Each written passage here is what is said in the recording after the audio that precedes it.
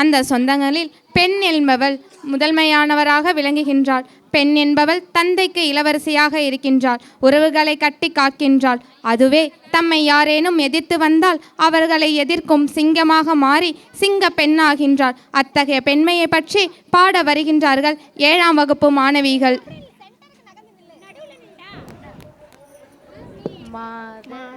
மாதரே மாதரே சிங்கப்பெண்ணே சிங்கப்பெண்ணே ஆணிலமே உன்னை வணங்குமே நன்றி கடன் தீர்ப்பதற்கே கருவிலே உன்னை ஏந்துமே ஒரு முறை தலைகுனி உன் வெற்றி சிங்க முகம் அவன் பார்ப்பதற்கு மட்டுமே ஏறு ஏறு ஏறு நெஞ்சில் வலிமை கொண்டு ஏறு உன்னை பெண் என்று கேலி செய்த கூட்டம் ஒரு நாள் உன்னை வணங்கிடும் உயர்ந்து நில்லு அன்னை தங்கை மனைவி என்று நீ வடித்த வியர்வை உந்தன் பாதைக்குள் மட்டும் அந்த தீயை அணைக்கும் நீ பயம் என்று துணிந்து செல்லு.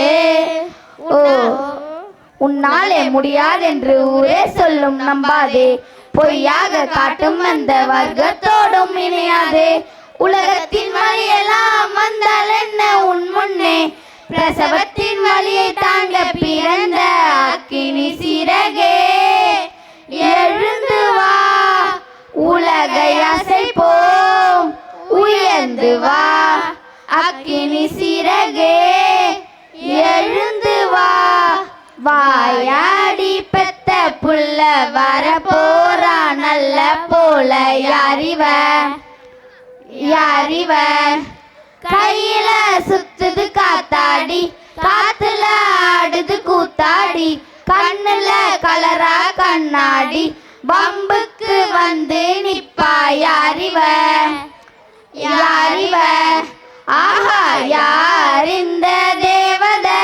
ஆனந்த பூமக வால் மட்டும் இல்லையே சேட்டைக்கெல்லாம் சொந்தக்காரி யார் இந்த தேவத ஊர் கொஞ்சம் என் மக நீ எந்த சாமிதான் என்ன பெத்த சின்ன தாயே. அப்படியே